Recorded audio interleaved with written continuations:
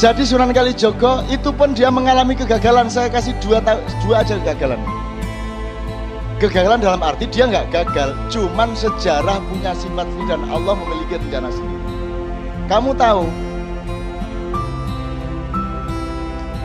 Mas Karebet ketika dia menjadi Raja Demak, tapi dia memilih beristana di Pajang, itu ada yang tidak terima, yang merasa dia lebih berhak untuk menjadi raja, yaitu Haryo Jipang atau Haryo Raden Penangsang. Ya, Karebet ini sakti luar biasa. Karebet ini yang memegang Kiai Sangkelat. Kiai Sangkelat ini yang membuat adalah Empu Supo Anom. Itu empu nomor 1 kerajaan Mojopahit. Yang pernah dicuri keris ini dari kerajaan Demak oleh oleh Ki Maling Celoring. Jadi tahu Grung Maling Celoring. Celoring itu asal usulnya iku ana wong jenenge Ki Celoring ndek Blambangan kono. Carane mlebu omahe wong iku gak perlu lawang, gak perlu bolongan, pokoknya ana lampu titik set mlebu deh. Maka dia berhasil mencuri Kiai Sangkelat ini di kerajaan Demak. Wes digonang Blambangan, Sunan Kalijaga roh, oh gampang po supaya konang Blambangan pura-pura oh dadi pandai besi. Wes pokoknya diatur ke Sunan Kalijaga iso balik meneh lah. Akhirnya dicekel Karebet.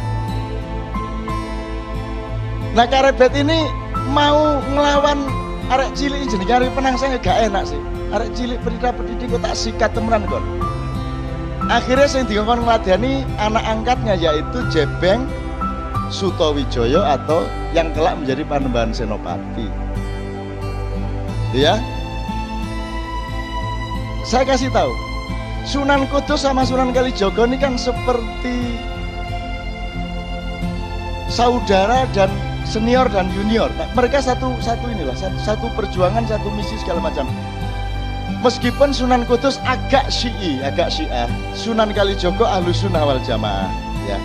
Tapi yang ingin saya katakan kepada Anda, Haryo Penangsang ini muridnya Sunan Kudus, sementara Mas Karebet ini muridnya Sunan Kalijaga langsung. Ini mereka konflik berdua, si Kudus sama Kalijaga tidak bisa kok menyelesaikan konflik mereka.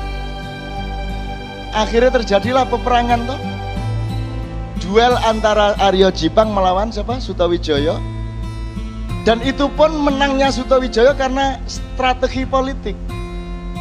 Jarane Haryo Jipang jenenge Gagak Rimang, jaran lanang brancah.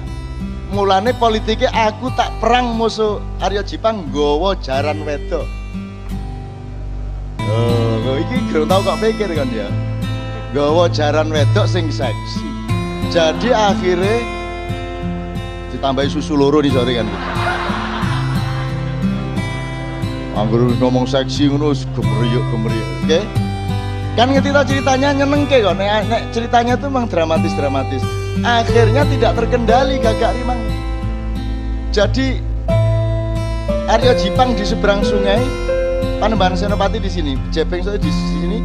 Begitu si Gagak Rimang ngelihat kuda ini, dia langsung meloncat menyeberangi sungai di luar kendali Haryo Jipang.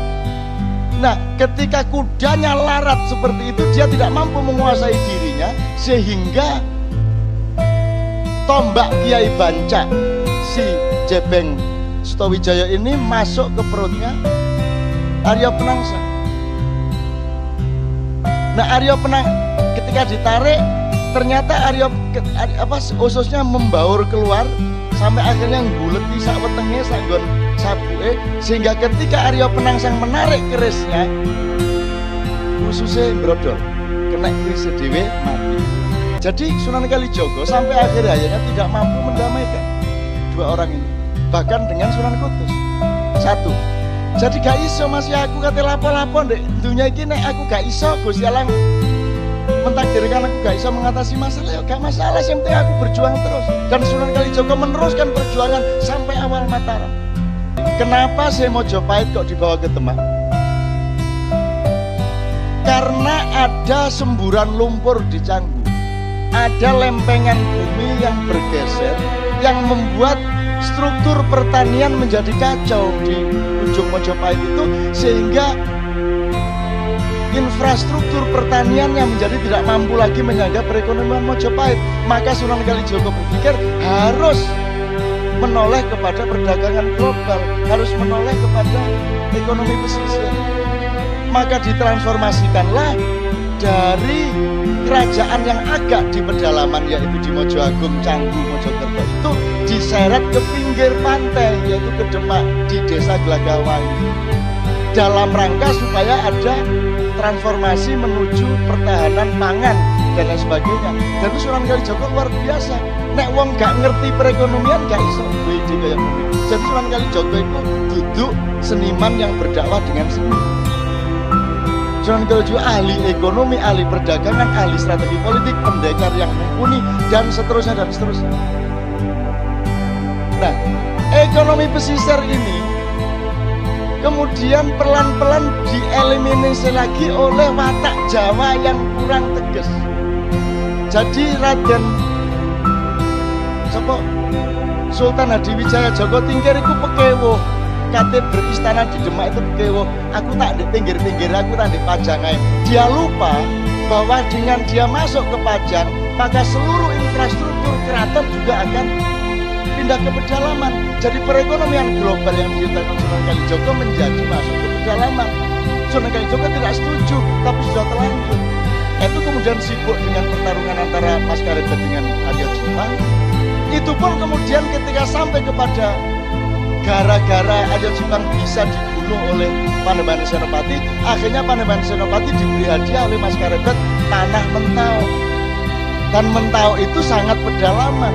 Maka terjadilah degradasi politik dari pedalaman ke pesisir, dari pesisir dikembalikan ke pedalaman. Itu pun degradasinya double. Tidak hanya sifat perdagangannya menjadi dari perdagangan ke pertanian, tapi legitimasi spiritualnya pun berubah dari Wali Songo yang semula menjadi background politik berubah menjadi Nyai Roro Kidul. Nah, Panembahan Senopati kemudian sirsiran dan kawin sama Nyai Roro Kidul sampai Sultan Hamengkubuwono ke-10. Semua rabi karo Nyai Roro Kidul. Atimbangane tak kongon pegatan Roro Kidul tak kon jilbaban ngono ae saiki. Saya gak angel-angel temen-temen. Wis saiki sembahyang 5 waktu. Nyai blorong barang wis sembahyang 5 waktu. Kadang-kadang melok jemuan barang. Ngono ya kanca-kanca ya.